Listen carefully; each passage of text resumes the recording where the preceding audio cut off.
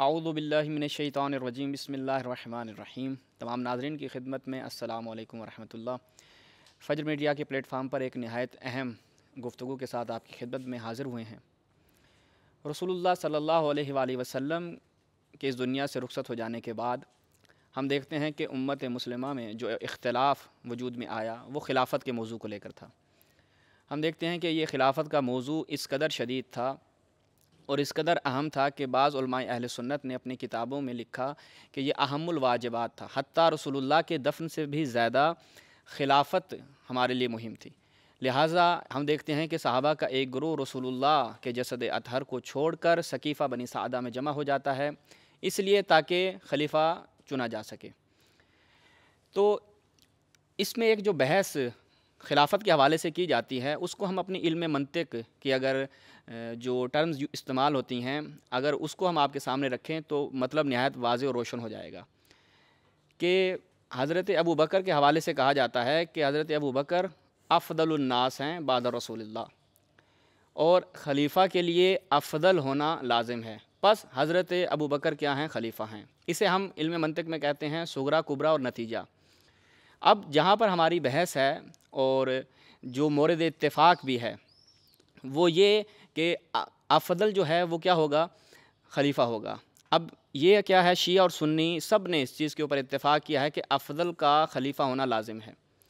اور اہل سنت کہتے ہیں کہ وہ کون ہیں؟ حضرت ابو بکر ہیں۔ تو لہٰذا کبرا میں کسی قسم کا کوئی اختلاف نہیں ہے، بحث آ جاتی ہے صغرا میں۔ صغرا کیا ہے کہ اہل سنت کا یہ دعویٰ ہے کہ رسول اللہ کے بعد حضرت ابو بکر افضل ہیں، اور اہل تشیع کا یہ دعویٰ ہے کہ امیر المؤمنین علی ابن ابی طالب افضل ہیں۔ اب یہ ہمارا کیا ہو گیا؟ محل نزاع ہو گیا، اور مورد اختلاف جو مقام ہے وہ یہی ہے، اور اسی موضوع کے اوپر آج ہماری اس پوڈ کاسٹ میں گفتگو ہوگی کہ رسول اللہ کے بعد افضل الناس امیر المؤمنین علی ابن ابی طالب ہیں یا جناب ابو بکر ہیں۔ اس موضوع پہ گفتگو کرنے کے لیے ہمارے ساتھ آج کی اس نشست میں موجود ہیں قم المقدس کی نہایت ایک فاضل شخصیت جو کسی تعارف کے محتاج نہیں، ان کی تصانیف سے، ان کی جو ترجمہ کردہ کتب ہیں ان سے مومنین استفادہ کرتے ہیں۔ ہمارے ساتھ موجود ہیں مولانا سید سبطین نقوی امروہی صاحب۔ السلام علیکم آغا، بہت شکریہ آپ نے وقت دیا، اور موضوع جس کا ہم نے انتخاب کیا ہے اور آپ کو زحمت دی ہے وہ موضوع نہایت ابھی ہم دیکھ رہے ہیں سوشل میڈیا پر زیر بحث ہے، اور اس کے اوپر گفتگو اس جہت سے بھی ضروری ہے چونکہ جیسا کہ ہم نے ابھی بیان بھی کیا کہ سب سے زیادہ اختلاف اسی مسئلے پہ ہے۔ اگر افضلیت کا تعین ہو جائے تو ہمیں وہاں پر خلافت کی طرف جانے کی ضرورت نہیں پڑے گی، چونکہ اس پر اتفاق ہے کہ جو افضل ہوگا وہی خلیفہ ہوگا۔ لیکن بحث یہاں پر ہے کہ ہمارے برادران اہل سنت کا ایک اچھا خاصا گروہ یہ کہتا ہے کہ حضرت ابو بکر رسول اللہ کے بعد افضل الناس ہیں، اور ہم مکتب تشیع مکتب اہل بیت کا یہ دعویٰ ہے، اور ہم اس دعوے کے اوپر ادلہ بھی رکھتے ہیں جو انشاءاللہ آج کی اس پوڈ کاسٹ میں آپ سے استفادہ بھی ہوگا کہ رسول اللہ کے بعد امیر المؤمنین افضل الناس ہیں۔ تو ہم چاہتے ہیں کہ اس کے اوپر ابتدائیہ گفتگو فرمائیں، انشاءاللہ پھر آہستہ آہستہ ہم دلائل کی طرف بھی آئیں گے۔ اعوذ باللہ من الشیطان الرجیم بسم اللہ الرحمن الرحیم وبہ نستعین وصلی اللہ علی محمد وآلہ الطاہرین اللہم صلی علی محمد وآل محمد وعجل فرجہم۔ جیسا کہ آپ نے ابتدائے کلام میں اپنے بیان کیا، یہ موضوع اس لیے اہمیت کا حامل ہے کہ امت کے درمیان سب سے بڑی جنگ اور سب سے بڑی تفریق کو حل بھی کر سکتا ہے کہ اگر ثابت ہو جائے کہ کون افضل ہے تو یہ مسئلہ خود بخود حل ہو جائے گا، اور اگر کوئی اس کو حل نہ کرنا چاہے اور بلا وجہ تعصب دکھائے تو جس طرح 1400 سال سے سلسلہ چلا آ رہا ہے آگے بھی ایسے ہی چلتا رہے گا۔ گو کہ اول کلام میں یہ بات واضح کر دینا چاہتا ہوں کہ فی الحال اس پروگرام میں جو بھی گفتگو ہوگی اس کا مطمع نظر یہ نہیں ہے کہ ہم جناب امیر کو خلفائے ثلاثہ پر افضل ثابت کریں، کیونکہ ہمارا تو عقیدہ اس بارے میں بالکل واضح ہے کہ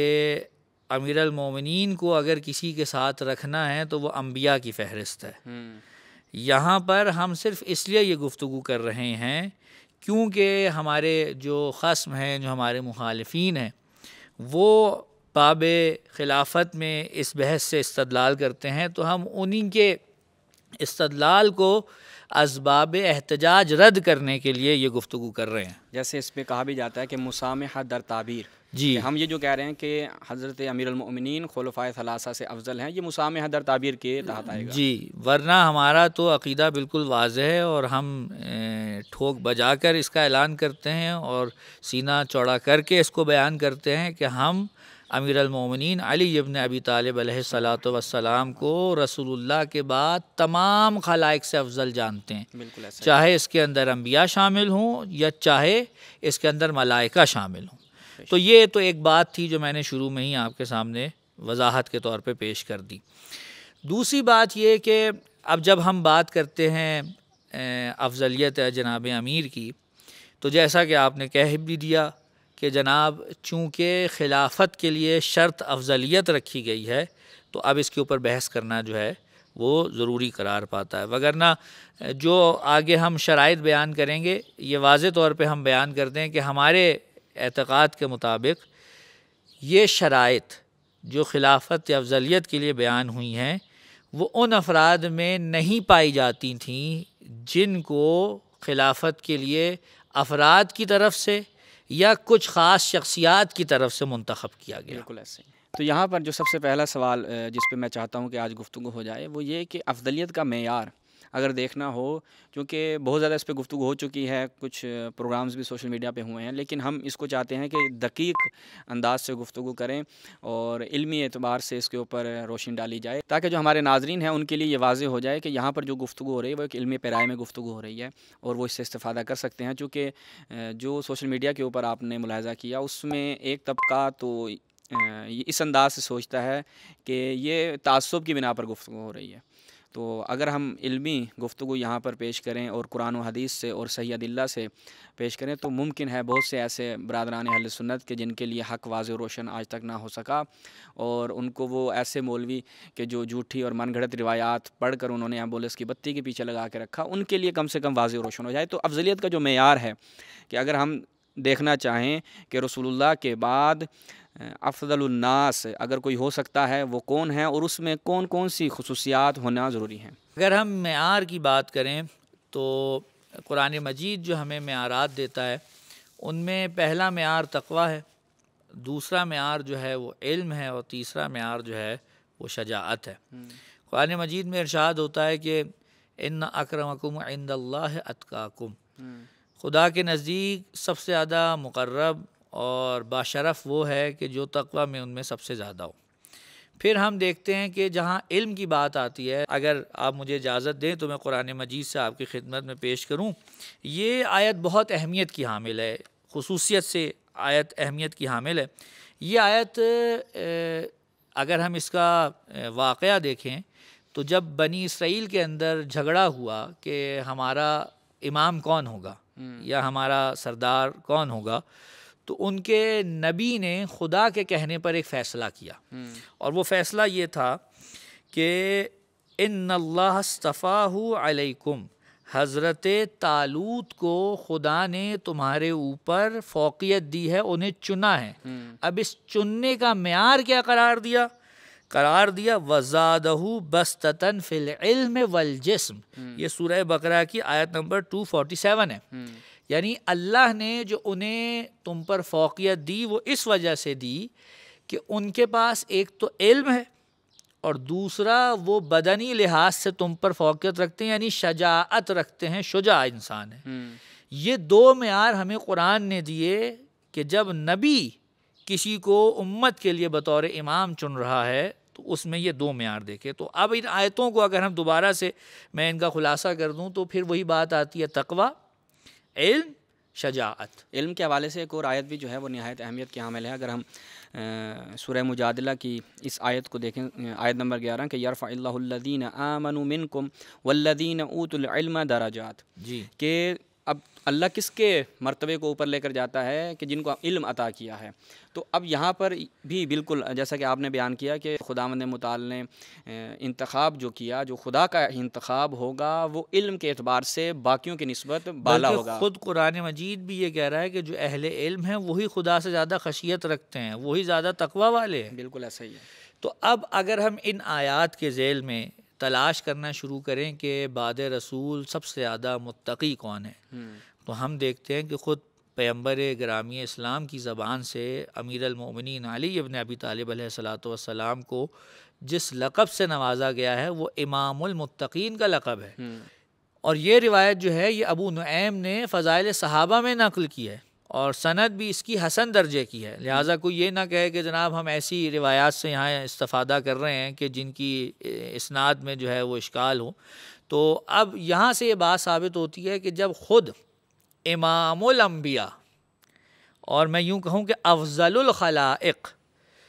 جناب امیر کو امام المتقین کہہ دے، اس کا مطلب یہ ہے کہ پھر تقوی میں کوئی ان سے زیادہ آگے ہو ہی نہیں سکتا. بالکل ایسا ہی ہے. اور دوسری جانب جو امیر المومنین کے ردیف میں جس شخصیت کو لایا جاتا ہے اور کہا جاتا ہے کہ وہ تقوی میں امیر المومنین سے بھی اوپر کی شخصیت ہیں، تو اس حوالے سے کیا بیان کریں گے؟ دیکھیے ہم یہاں کچھ زیادہ صراحتاً تو بیان نہیں کریں گے، چونکہ عین ممکن ہے کہ اگر ہم کچھ بیان کریں تو لوگ الزام تراشی کریں یا یہ بیان کرنا شروع کر دیں کہ بلا وجہ میں یہاں پہ صحابہ کے متائن نقل ہو رہے ہیں. لیکن جس حد تک ہمیں ضرورت ہے وہ ضرور بیان کریں گے تاکہ حق واضح ہو سکے.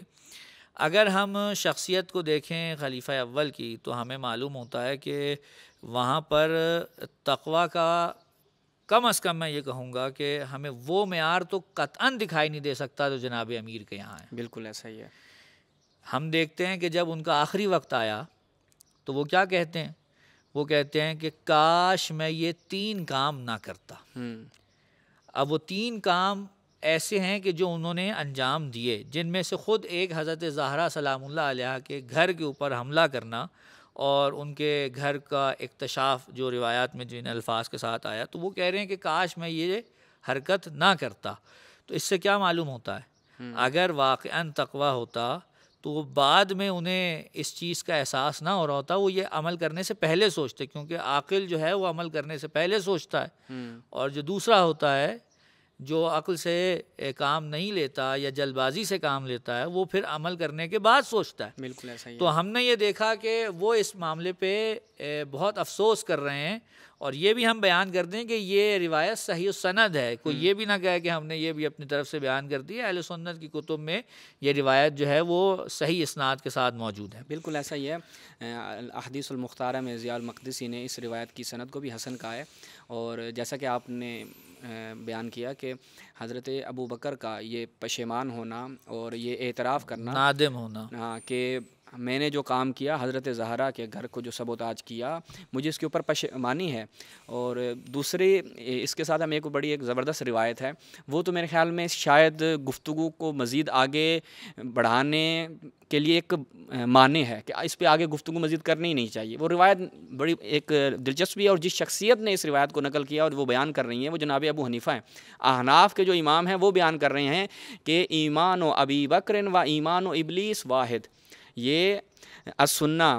جو جناب ابو بکر خلال کی کتاب ہے اس میں صحیح روایت ہے کہ حضرت ابو بکر کا ایمان اور ابلیس کا ایمان ایک ہے. اب یہاں پر آیا گنجائش رہتی ہے کہ ہم تقوی اور اتقا کی منزل پر ایسی شخصیت کو لے جائیں کہ جس کا ایمان ابلیس کے ایمان کے برابر ہے. میں یہاں عرض کروں کہ اب یہ تو ہم اس پہ کوئی تعلیقہ نہیں لگاتے، کیونکہ اگر ہم کوئی حاشیہ لگائیں گے تو بعد میں شاید امام احناف کو تو کچھ نہ کہا جائے اور ہمیں بلا وجہ میں پکڑ لیا جائے. ہم صرف اتنا کہیں گے یہاں پر کہ اتقا کی ڈیفینیشن میں اگر اس قول کو بھی ساتھ رکھ لیا جائے تو کسی صورت بھی خلیفہ اول جو ہیں وہ نہیں آتے. اس کی وجہ ایک تو میں نے حدیث بیان کری، آپ نے بھی روایت بیان کر دی. اس کے بعد ہم یہ دیکھتے ہیں کہ خود روایات میں ملتا ہے کہ خلیفہ اول کہتے ہیں کہ مجھ پر ایک شیطان جو ہے وہ سوار ہو جاتا ہے، مجھ پہ حاوی ہو جاتا ہے. تو اب جہاں پر ایسا معاملہ ہو وہاں پر یقیناً تقوی الہی تو رخصت ہو جائے گا. جہاں شیطان آ جائے وہاں تقوی الہی نہیں رہتا. اور یہ روایات بھی صحیح سند ہیں اہل سنت کے ہاں، یعنی ہم اپنی طرف سے تو کچھ بیان نہیں کر رہے، یہ اہل سنت کی کتب کے اندر موجود ہیں روایات. اور وہ ادب المفرد میں ناصر الدین البانی بڑی صحیح روایت نقل کرتا ہے کہ رسول اللہ جناب ابو بکر کو کہتے ہیں کہ تمہارے اندر ابھی چونٹی کی رفتار سے جو ہے وہ شرک موجود ہے. تو جہاں شرک موجود ہو وہاں تقوی کہاں رہ سکتا ہے. بالکل ایسا ہی ہے. تو یہاں پر اب کمپیریزن میرے خیال میں نہیں بنتا. اصل میں تو پہلے ہی عرض کر چکا ہوں پروگرام کی ابتدا میں کہ ہم جو یہاں بیان کر رہے ہیں صرف اسباب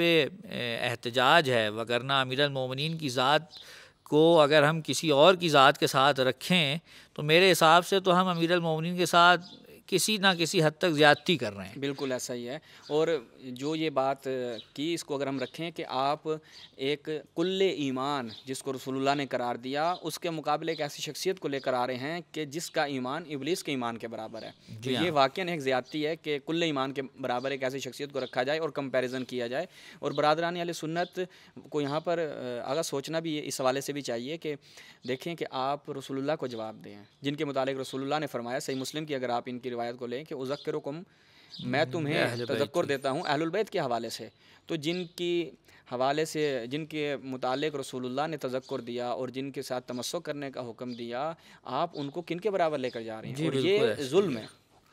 میرے حساب سے تو امیر المومنین کے مقابل پہ ہم کسی اور کو لا ہی نہیں سکتے. لیکن اب چونکہ زمانہ ایسا ہے کہ ابحاث ہوتی ہیں تو پھر حق واضح کرنے کے لیے کچھ نہ کچھ بیان کرنا پڑتا ہے. اگر ہم دوسری صفت کی طرف جائیں جو میں نے عرض کیا کہ قرآن مجید کہہ رہا ہے کہ علم والا جاہل کے برابر نہیں ہو سکتا، تو اس میں ہم دیکھتے ہیں تو جناب امیر کی شخصیت ایسے ابھر کے سامنے آتی ہے کہ بعد رسول امت اسلامیہ میں ایسا عالم آپ کو چاہ کر بھی نہیں ملے گا، ڈھونڈنے سے بھی نہیں ملے گا. آپ اگر چراغ لے کے بھی ڈھونڈیں گے تو جناب امیر جیسا آپ کو عالم نہیں ملے گا. اور اس حوالے سے تو میں بس اتنا ہی کہوں گا کہ اگر کوئی یہ چاہتا ہے کہ جناب امیر المومنین کی عالمیت کو دیکھے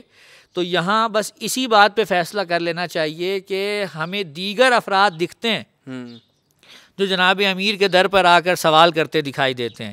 لیکن تاریخ ہمیں کوئی ایسا واقعہ نقل نہیں کرتی کہ جس میں جناب امیر المومنین اپنا کوئی سوال کسی کے سامنے لے کر گئے ہوں اور اس سے کہا ہو کہ مجھے یہ میرا مسئلہ حل نہیں ہو رہا تو آپ اس کو حل کر دیں. لیکن دوسری طرف جناب امیر کئیوں کو ہلاکت سے بچاتے دکھائی دے رہے ہیں. کہیں وہ عدالت کے معاملے میں، کہیں وہ جناب علی فیصلہ کرنے کے معاملے میں، کہیں فقہی مسائل کے معاملے میں، کہیں وہ حد جاری کرنے کے معاملے میں، یعنی اس قدر غلطیوں کا شکار ہوتے ہیں اور بھاگ بھاگ کے جناب امیر المومنین کے دروازے پہ آ کر اپنی غلطیوں کو نہ صرف یہ کہ سدھارتے ہیں بلکہ یہ کہتے ہیں کہ اگر علی نہ ہوتے تو میں ہلاک ہو جاتا. تو یہ واضح ثبوت ہے جناب امیر کی عالمیت کا کہ ان سے بڑھ کر بعد رسول امت مسلمہ میں کوئی عالم نہیں تھا. اگر ہوتا تو کوئی ایک موقع تو ایسا آئے کہ جناب امیر کسی سے جا کر سوال کریں یا کسی کے سامنے زانو ادب طے کرتے دکھائی دیں. اور یہاں پر ابن قیم جوزی کا وہ بڑا خوبصورت جملہ ہے اور جو ہمیں ابن حزم اندلسی سے بھی اسی کے مشابہ ملتا ہے. وہ چونکہ مقلدین کو خطاب کر رہا ہے، مقلدین کو خطاب کرتے ہوئے اس نے کہا کہ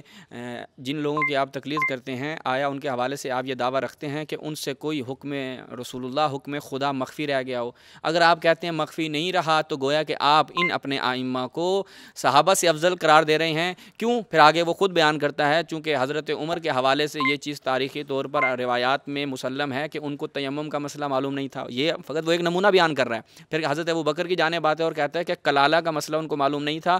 تو اگر آپ کہہ دیں جب ان کے لیے یہ جو ہم جن کو افضل الناس سمجھتے ہیں رسول اللہ کے بعد، ان سے حکم خدا، حکم رسول اللہ مخفی رہ سکتا ہے تو آپ کے جو باقی ائمہ ہیں ان سے بطریقے اولا رہ سکتا ہے. بالکل. حتیٰ جو روایات ہمیں جناب امیر کے بارے میں ملتی ہیں، ان کی عالمیت اور ان کے علم کے بارے میں، انا مدینۃ العلم و علی بابھا، اور بعض افراد نے اب اس زمانے میں آ کر یہ بھی بات شروع کر دی ہے کہ جناب علی یہ روایت جو ہے وہ صحیح نہیں ہے یا یہ روایت جو ہے وہ نعوذ باللہ موضوع ہے. واقعاً رسول کی ایک ایسی حدیث کہ جو ثابت ہے اس کو موضوع قرار دینے والا مجھے نہیں معلوم اپنے لیے کیا بندوبست کرنا چاہ رہا ہے. آپ دیکھیں نا کہ جب دوسری طرف روایات کی طرف یعنی جو خود ان کے اپنے صحابہ کے حوالے سے فضائل کی روایات ہیں، وہاں اگر سند میں مناقشہ ہو جائے نا کہ اس کی سند درست نہیں ہے تو وہاں پہ کہتے ہیں کہ سند اس کی ضعیف ہے لیکن متن اس کا حق ہے. اس کا بالکل درست ہے. پھر وہ متن کے لیے درایت کی جانب جاتے ہیں اور کہتے ہیں کہ ہم دیکھ رہے ہیں کہ رسول اللہ کے بعد افضل الناس یہ ہیں، رسول اللہ کے بعد فلاں فلاں یہ ہیں،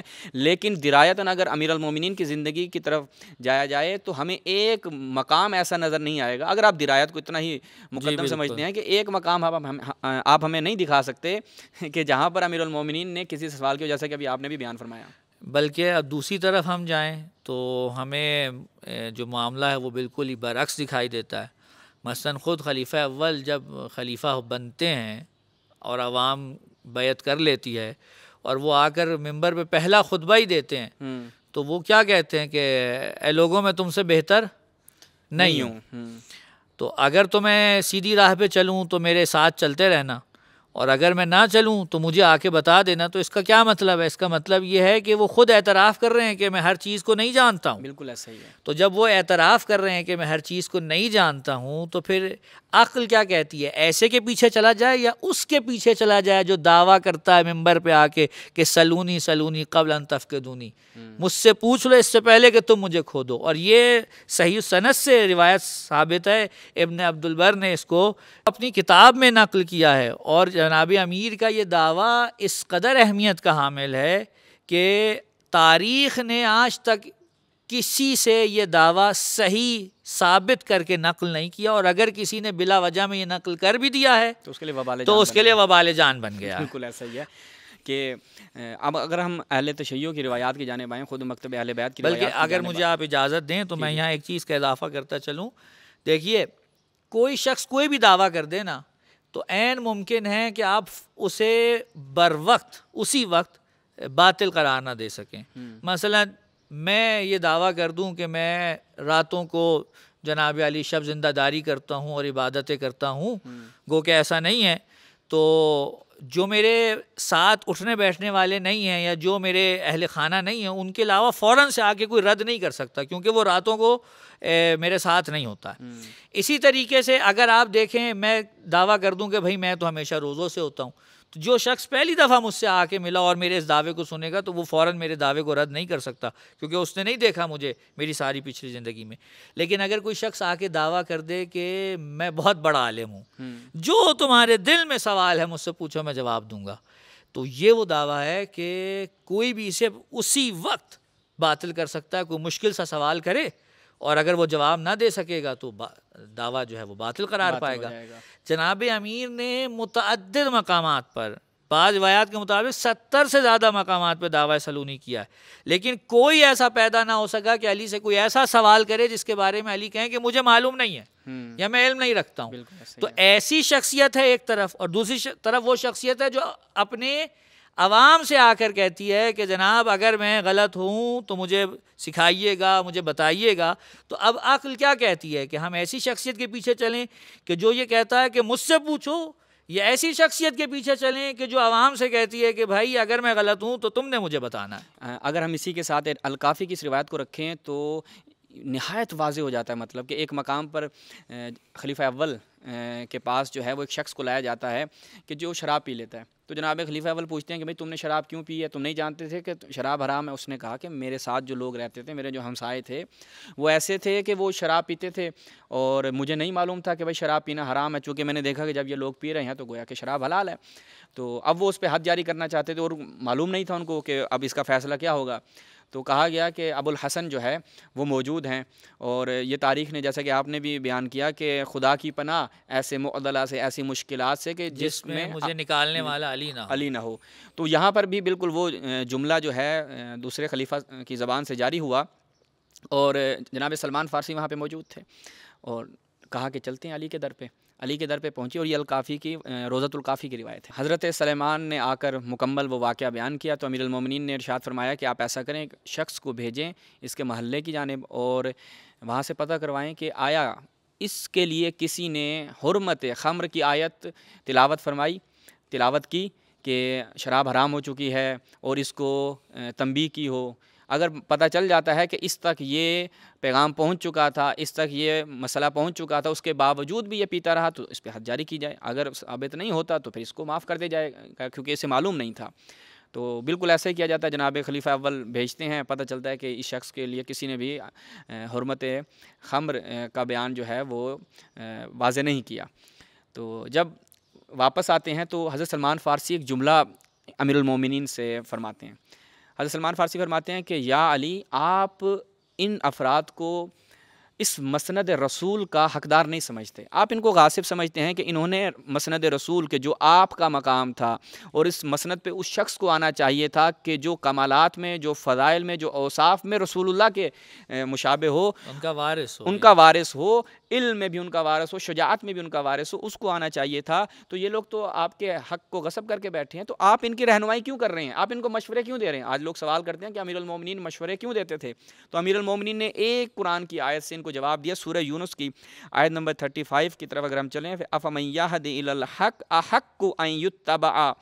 کہ جو شخص حق کی طرف رہنمائی کرتا ہے، اَفَمَن يَهْدِ إِلَى الْحَقِّ، جو شخص حق کی طرف رہنمائی کرتا ہے، احق وہ زیادہ حقدار ہے، ان یتبع کہ اس کی اتباع کی جائے، ام من لا یہدی الا ان یہدا، یا اس کی اتباع کی جائے کہ جو خود ہدایت کا محتاج ہے۔ تو میں اس روایت کی تجدید کر رہا ہوں، امام فرماتے ہیں اجدد هذه الآیہ، میں اس آیت کی تجدید کر رہا ہوں اور لوگوں کو بتا رہا ہوں کہ اے لوگوں جان لو، رسول کے بعد رسول کی مسند خلافت پر ایک ایسا شخص آیا ہے جو خود ہدایت کا محتاج ہے۔ اب تم اپنی عقل سے سوچو کہ تمہیں علی کے در پہ آنا چاہیے جس طرح وہ افراد آ رہے ہیں، اور مجھے رسول اللہ کا جانشین قبول کرنا چاہیے، یا اس کو؟ یہ میں تجدید کر رہا ہوں اس آیت کی۔ بالکل ایسا ہی ہے،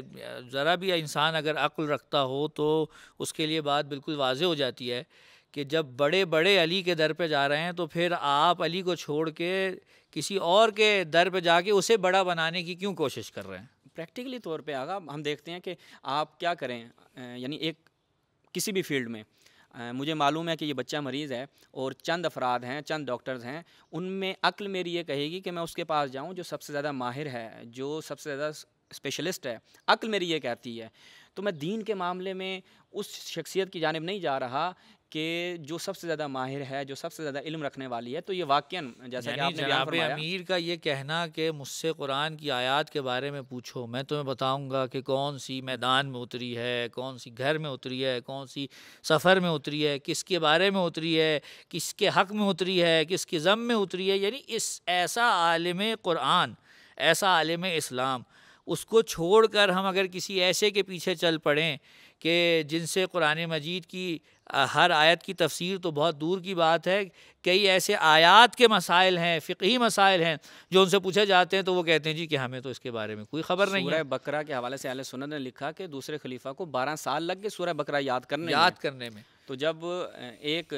جیسا کہ آپ نے بیان فرمایا کہ امیر المومنین بیان فرما رہے ہیں کہ مجھ سے پوچھ لو کہ کون سی آیت کہاں پہ نازل ہوئی ہے کہ جو اس قدر ایک محکم دعویٰ کر رہا ہے وہ افضل ہے، یا اس کے مقابل وہ شخص کہ جو قرآن کے ایک جز یعنی سورہ بقرہ کو حفظ کرنے میں 12 سال لگا دے۔ تو یہ واقعاً ہمارے برادران اہل سنت کو سوچنا چاہیے، چونکہ ہم یہ دیکھتے ہیں کہ بعض اہل سنت ہیں جو افضل سمجھتے ہیں امیر المومنین کو، تو ان کو خواہ نہ خواہ یا معلوم نہیں ہے یا پھر وہ تجاہل عارفانے سے کام لیتے ہیں کہ بھائی جب امیر المومنین کو آپ افضل سمجھ رہے ہیں، دیکھیں جیسے یہ شخصیت تھے جن کا مناظرہ ہوا اسی موضوع کے اوپر اور یہ بحث چل نکلی، تو یہ سوال بنتا ہے پھر آپ افضل کو کیسے منصب خلافت کا اہل نہیں سمجھتے؟ پھر آپ کو خلیفہ بلافاص امیر المومنین کو ماننا پڑے گا۔ تو یہ واقعا میری سمجھ میں تو نہیں آتا، آپ کیا بیان فرماتے ہیں اس پہ؟ دیکھیے بعض اوقات ایسا ہوتا ہے کہ کچھ شخصیات کی محبت میں انسان اس قدر اندھا ہو جاتا ہے اور اس قدر آگے نکل جاتا ہے کہ یا تو وہ حق کو پس پش ڈال کے اقرار بھی کرتا ہے، پھر بھی حق سے آنکھیں چراتا ہے، پس پش ڈالتا ہے اور اپنی بات پر اڑا رہتا ہے۔ اور بعض اوقات ایسا ہوتا ہے کہ آدمی پہ یا تو حقیقت مکمل طور پہ منکشف نہیں ہوئی ہوتی، تو ہم دعا کرتے ہیں کہ جن پہ خدا نے حقیقت کو تاحال منکشف نہیں کیا ان کے لیے حقیقت منکشف ہو جائے، اور جو لوگ تعصب پہ ڈٹے ہوئے ہیں تو ان کا علاج تو نبیوں کے پاس بھی نہیں تھا، تو ہم ان کے لیے کیا کر سکتے ہیں۔ تو اب آ جائیں اگلی جو صفات بیان کی جاتی ہیں امامت کے لیے، اور خود جتنی بھی کلام کی کتب ہیں ان میں جب امامت کی شرائط کو بیان کیا جاتا ہے تو علم ہم اس کو بیان کر چکے، اور اس کے بعد تقویٰ کو بیان کر چکے، شجاعت کو جو ہے وہاں پر ہم دیکھتے ہیں قرآن کی روح سے بھی یہ شرط ضروری ہے، شجاعت جو ہے وہ خلیفہ کے اندر ہونی چاہیے۔ اس کی وجوہات جو اس کا سبب بیان کرتے ہیں علم کلام کی کتب میں اہل سنت نے بھی بیان کیا، وہ یہ اگر خلیفہ وقت شجاع نہیں ہوگا تو وہ احکام اور جو آپ یہ کہہ لیں کہ جو خداوند متعال کی جانب سے قیود ہیں ان کو نافذ نہیں کر پائے گا، حدود کا اجرا نہیں کر پائے گا۔ تو اس حوالے سے کیا بیان فرماتے ہیں؟ اگر شجاعت کی بات آئے تو میرا تو نہیں خیال کہ اس میں امیر المومنین پر کسی بھی شخص کو فوقیت دی جا سکتی ہے ماں سے و رسول کے۔ جناب امیر کا نام ہی ایسا ہے کہ جہاں لفظ علی آتا ہے یا جہاں لفظ ذوالفقار آتا ہے یا جہاں لفظ حیدر آتا ہے جہاں لفظ قرار آتا ہے تو یہ سارے ایک دوسرے کے ساتھ ایسے جڑے ہوئے ہیں کہ ایک کا نام آتا ہے تو دوسرے کا خود بخود ذہن میں خیال آ جاتا ہے۔ تو جناب امیر کی ذات ایسی ذات ہے کہ پہلی جنگ عالم اسلام کی اگر ہم دیکھیں تو وہ جنگ بدر ہے، اور رسول اللہ کی زندگی میں جتنے بھی غزوات ہوئے جن میں رسول اللہ نے جناب امیر کو ساتھ لے جانا ضروری سمجھا اور حکم دے کے مدینے میں نہیں چھوڑا، ان کے علاوہ کسی میدان جنگ میں ایک تو جناب امیر کو آپ پشت خیمہ نہیں پائیں گے۔ ہمیشہ آپ دیکھیں گے کہ امیر المومنین میدان میں کھڑے ہوئے ہیں، اور نہ فقط یہ کہ میدان میں کھڑے ہوئے ہیں بلکہ میدان میں کھڑے رہ کر تلوار چلاتے دکھائی دیں گے، کفار کے سر اڑاتے دکھائی دیں گے۔ اسی لیے کئی افراد نے یہ کہا کہ جناب علی امیر المومنین وہ ذات ہیں، جب خلافت کی بات چیت ہو رہی تھی تو وہاں سب سے جو اہم بات رکھی گئی وہ کیا رکھی گئی؟ وہ یہی رکھی گئی کہ جناب قریش جو ہیں وہ علی کی خلافت پہ راضی نہیں ہوں گے، کیونکہ علی نے تو قریش کے بڑے بڑوں کو مارا ہے۔ تو یہ بات واضح کرتی ہے کہ جناب امیر جو ہیں ان کی شجاعت فقط لکھنے یا بولنے کی حد تک کی نہیں تھی، بلکہ یہ وہ دعویٰ ہے کہ جو ثبوت سے مستثنیٰ ہے، اس کو ثبوت کی ضرورت نہیں ہے، یہ اتنا معروف ہے کہ کوئی اس کے لیے کوئی ثبوت طلب نہیں کرے گا، اور جو طلب کرے گا اس کا مطلب یہ ہے کہ وہ کبھی بھی حقیقت تک پہنچنے کی کوشش ہی نہیں کر رہا ہے۔ فضائل الصحابہ میں حضرت عثمان کا خود یہ اعتراف موجود ہے، جیسا کہ آپ نے بھی بیان فرمایا، یہ روایت موجود ہے کہ اے علی میں کیا کروں، یہ لوگ اگر آپ کی خلافت کو قبول نہیں کرتے، یہ قریش جو ہے وہ آپ کی خلافت کو قبول نہیں کرتے، آپ نے ان کے بڑوں کو، ان کے اجداد کو جنگوں میں قتل کیا ہے، لہٰذا اب یہ آپ کی خلافت کو قبول نہیں کر رہے۔ بالکل، جناب امیر نے یہاں پر کسی قسم کا یہ لحاظ نہیں کیا کہ بھائی بعد میں میرے لیے کوئی مشکل کھڑی ہو جائے گی۔ جہاں رسول و خدا کا حکم آیا وہاں پہ جناب امیر میدان جنگ میں، ہم دیکھتے ہیں جنگ بدر ہوئی، 70 افراد مارے گئے، 36 تنہا جناب امیر نے مارے، ان 36 میں سے فقط ایک غلام ہے، باقی 35 سردار ہیں۔ اسی طریقے سے احد میں تو معاملہ ہی عجیب ہو جاتا ہے کہ تمام صحابہ جو ہیں وہ رسول کو چھوڑ کے کوئی پہاڑ پہ نکل جاتا ہے تو کوئی کسی درے کی طرف بھاگ جاتا ہے، اور رسول کو تنہا چھوڑ دیا جاتا ہے۔ اس وقت بھی جناب امیر یا چند ایک صحابہ جو ہیں وہ کھڑے ہوتے ہیں اور رسول اللہ کا دفاع کر رہے ہوتے ہیں۔ اسی طریقے سے آگے بڑھتے چلے جائیں تو یہ تمام جنگوں کے اندر جناب امیر کا اس طریقے سے شجاعت کا مظاہرہ کرنا اس بات کی دلیل ہے کہ جناب امیر سے بڑھ کر ہمیں بعد رسول کوئی شجاع دکھائی نہیں دیتا۔ خود جناب امیر کا لیلۃ المبیت، شب ہجرت، بستر پہ سو جانا، یہ ان کی شجاعت کی بہترین دلیل ہے۔ اگر کسی کو معلوم ہو کہ یہاں سونا، اس کا مطلب یہ ہے کہ تلواریں سروں پہ ہیں اور رسول کو قتل کرنے کے لیے آئی ہیں یہ تلواریں، اور ان کی جگہ پر سو جانا، اس کا کیا مطلب ہے؟ آدمی شجاع ہے تو وہاں پہ لیٹا ہے، بالکل، وگرنہ اگر شجاعت نہ ہوتی تو جناب امیر کا وہاں لیٹنا ہی نہیں بنتا تھا۔ اور یہ مجبور ہو گئے علماء اہل سنت کہ جب انہوں نے دیکھا کہ ہمیں حضرت ابوبکر، عمر و عثمان کے حوالے سے شجاعت کا میدان جنگ میں کوئی واقعہ نظر نہیں آتا، حتیٰ انہوں نے تسلیم بھی کیا اس بات کو۔ اور آج کچھ ایسے افراد کے جو زور زبردستی چاہ رہے ہیں کہ ان کی شجاعت کے واقعات کو نکال کے لائیں، اور کہا کہ یعنی یہ علماء اہل سنت نے جو اعتراف کیا وہ کیا بیان کرتے ہیں کہ جہاد دو طرح کا ہوتا ہے۔ حضرت ابوبکر کے حوالے سے معاصرین میں سے ایک عالم نے کتاب لکھی، اس نے کہا کہ جو جہاد ہے اس کی دو قسمیں ہیں، ایک جہاد جنگ میں ہے، اور ایک جہاد یہ ہوتا ہے کہ آپ لوگوں کو دعوت الاسلام، کہ اسلام کی طرف دعوت دی جائے، یہ بھی ایک جہاد ہے۔ تو لہٰذا حضرت ابوبکر کو دیکھا جائے تو وہ کہتے ہیں کہ انہوں نے دوسرے جہاد پہ عمل کیا اور اسلام کی طرف دعوت دی، اور بڑے لوگوں کو انہوں نے اسلام میں داخل کیا، تو یہ حضرت ابوبکر کا جہاد ہے۔ تو لہٰذا اگر کہا جائے تو حضرت ابوبکر کے لیے جہاد ثابت ہو جاتا ہے۔ اب کیا کہا جائے، بعض نے تو یہ بھی کہہ دیا کہ کسی کو اگر کوئی دھکا دے دے تو یہ بھی جہاد ہے، بعض نے کہا فقط خیمے میں بیٹھ کے دعا کرنا یہ بھی جہاد ہے۔ ہوتا ہوگا، بہرحال ہم اس پہ کوئی بحث نہیں کرتے کہ یہ جہاد ہے یا نہیں ہے، لیکن اگر کوئی آپ سے یہ پوچھے کہ کسی کو دھکا دینا افضل جہاد ہے یا کسی کو میدان جنگ میں قتل کرنا افضل جہاد ہے تو آپ کا کیا جواب ہوگا؟ یعنی ایک شخص فقط بیٹھ کے دعائیں کر رہا ہے اور دوسرا دعا کے ساتھ میدان عمل میں اتر کے جہاد کر رہا ہے، تو اس میں کون افضل ہونا چاہیے؟ عقل کیا کہتی ہے؟ اب اگر کوئی آ کے کہے نہیں جی ان کی نیت زیادہ تھی، ان کی نیت تو خدا جانتا ہے دلوں میں، آپ کو کیسے پتہ چلی؟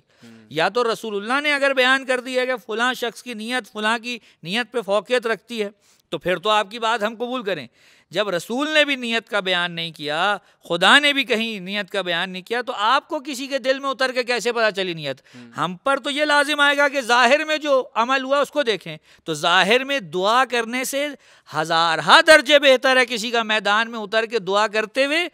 عملی میدان میں شریک ہو کے جہاد کرنا. تو اس میں جناب امیر کے اوپر تو کوئی دوسرا شخص فوقیت نہیں رکھ سکتا. اور یہ روایت جو مستدرک صحیح الصحیح ہیں حاکم نیشاپوری نے نقل کی ہے، اور یہ لوگ کوشش کرتے ہیں کہ اس روایت کے اوپر ضعف کا حکم لگایا جائے اور کہا کہ ضعیف ہے، اور ایسے راویوں کی جر پیش کرتے ہیں کہ جو راوی ثقہ مقبول راوی ہیں کہ ضربۃ علی یوم الخندق افضل من عبادت الثقلین، کہ اگر کوئی شخص بیٹھ کے دعا بھی کر رہا ہے، کوئی عبادت بھی کر رہا ہے، تو اس سے بڑھ کر علی کی یہ ضربت ہے کہ جب مد مقابل کہہ رہا تھا کہ حل میں مبارر ہے کوئی جو آ کر جب ایک شخص اسلام کو للکار رہا ہے اور کوئی بھی شخص جانے کو تیار نہیں ہے، اور وہ ایک کہہ رہا ہے کہ کوئی بھی آ جائے، حل میں مبارر ہے کوئی شخص آنے والا. اصل خیبر و خندق میں تو چاہ کے بھی کسی اور کو نہیں لایا جا سکتا. یہ دونوں تو جنگیں تو ہیں ہی منسوب اول و آخر جناب امیر المومنین. بالکل ایسا ہی ہے. تو اب ان کو ظاہری بات ہے کہ دیکھ رہے ہیں کہ کوئی بھی ایسا کونا نہیں مل رہا کہ جہاں سے کوئی مطلب نکال بلکہ میں تو اگر آپ رک رک جائیں تو یہاں ایک جملہ کہہ دوں،